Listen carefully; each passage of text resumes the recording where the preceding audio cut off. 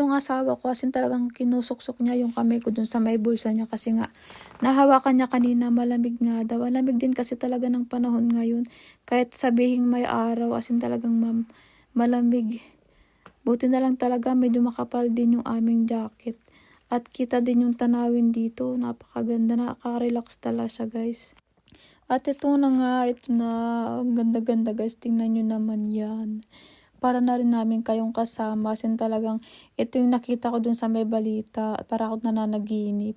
Alam nyo ba, isa sa bucket list ko tong Busan. At yan, natupad na. Nakakatuwa. Sana soon makabalik pa rin kami dito. At yung asawa ko, talagang may pangiti-ngiti pa talaga yun. Oh. Super sarap lang sa pakiramdam kasi kay tagal namin tong hinintay na makapag-travel muli. Kasi, ayun, as in talagang nakaka-relax guys kapag nagta-travel. Tsaka yung asawa ko din talaga. As in, ano niya yan eh, dapat nga yearly siya nagta-travel kaso nung nakaraang taon nga ay hindi namin nagawa kasi kami pinagdadaanan. Pero ngayon, at yan ay natupad na rin kaya super, alam ko, nararamdaman ko na super happy niya rin kaya at deserve na rin yan. As in talaga ang ganda dito guys, punta na kayo dito. Ayun o, sana makabalik pa rin talaga kami dito. Sarap nga sanang maligo sa dagat kaso ang lamig. Kapag summer naman dito, ang dami-daming tao kaya ayaw din magpunta ng asawa ko dito. Ang ganda-ganda ng ng tanawin. Kanina pa ako sabi ng ang ganda-ganda talaga guys. Para akong nananaginip. Hindi lang siya, maganda siya sa picture pero sa personal mas maganda talaga siya. Ayan o, buti na lang din talaga ang ganda ng panahon, saktong-sakto sa pagpunta namin dito. Nakikisama yung panahon. Para talaga namamalik mata. At yan ay nauna na yung asawa ko. Tako talaga hindi pa awat. Hindi ako nagpapaawat dito. Naghahanap siguro yan siya guys ng magpapapicture kasi kami. Ayan o, ayan pa. Diyos me. Parang gusto ko nalang matulala dito. Nalilimutan ko nga na ako yung nagbibideo. Super ganda niya sa personal guys. At ayan pa si Haring Araw, diba? Pak na pak. Parang ang sarap magpa-photoshoot dito. At ang lakas ng alon, no? Kasi talagang ganda din ng kulay. Sabi ng asawa ko, mamaya na daw muna ako mag-video tapos mag-picture kasi ayan, magmuni-muni daw muna kami. Kunwari daw, nagde-date kami kasi ang ganda-ganda nga naman ng tanawin. Muna namin yung pagkakataon kasi kaya tagal din talaga namin inantay ito. At yan nga, sabi ko sa asawa ko, ako i-video niya kasi nga pang eme ko lang, pang upload ko sa TikTok at saka sa Facebook. Yan, at sabi ko sa kanya, steady niya lang at may paikot-ikot pa talaga ako niyan. Ang sarap-sarap sa pakiramdam na mag-travel talaga. As in talagang nakaka-relax guys. At ito din yung nadaanan namin kanina. Bali, pabalik na pala kami dito. Tapos may nakita kaming park. Sabi ko sa asawa ko, daan muna kami dito, tingnan namin kung ano bang mga meron. Tapos nga nakita nga namin na may dinosaur, may iba pa siya guys. As in may mga sound sila and medyo nakakatakot lang.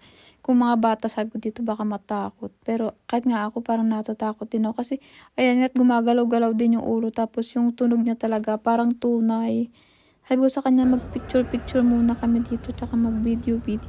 At ito pang isa, gumagalaw din yung ulo niya. Doon pa sa kabila meron din. Tapos eto yung pinaka parang tatakot ako kasi yan may may pagpikit-pikit pa talaga at may dugo pa. Akala mo talaga tunay. Mas dan yung mabuti guys. Naalala ko dati yung napanood kong Jurassic Park, yung may mga dinosaur. Parang ganyan-ganyan yan eh. Nakakaano ngayon guys, nakakatuwa. Napanood nyo rin ba yun? Yan, kami naglalakad-lakad na ulit ng asawa ko. Sabi ko, tingin naman namin yung iba. Ang dami nga dito, tas meron pa dyan, no. Nalimutan ko lang kung pangalan niya, pero may din siya, meron din siyang sounds. Tapos eto, medyo same lang nung kanina. Yung park na to para talaga sa mga bata, pero ayan, may mga matatanda rin naman na naglilibot-libot dito kasi nga, ayan, nakaka-amaze nga naman kasi gumagalaw. So, nakakatakot, no. Kahit alam kong fake yan guys, natatakot din talaga ako. Pero gusto ko nga magpa-picture dyan sa may malapit sana kasi may harang naman. Kaya tamang tingin-tingin na lang muna din tsaka video. At yan At nandito na rin kami sa may third floor. Bali, ganito yung itsura niya sa taas. Ang dami rin mga nagpipicture-picture dito na tao. At yun, may sounds din pala yung ano na yun, yung monkey na yun. Tapos, eto naman yung moment capsule. Bali, pang ano siya guys, pang couple o kaya pang family. Kung anong gusto nilang sabihin, bali sinusulat nila, tas nilalagay nila dyan. Moment letter din.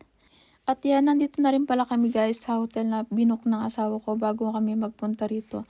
Sabi niya kasi, lagi niya yung sinasabi na kapag kunwari mag-travel ay mag-book na agad ng hotel kasi nga, mas mas makaka-discount kasi iba yung price niya kapag nag-direct. Naalala ko guys dati nung nagpunta kami sa Yosu, hindi kami nag-book ng hotel noon as in nag-direct kami.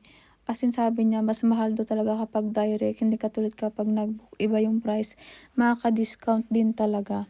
Sa wakas at kahit papano ay makakapagpahinga na rin kasi alam ko talaga yung asawa ko napagod din yan kasi ang haba din ng oras ng pagdadrive niya kanina. Tapos kami din namin lakad kanina papunta dun sa cable car tapos dun sa may suspension bridge.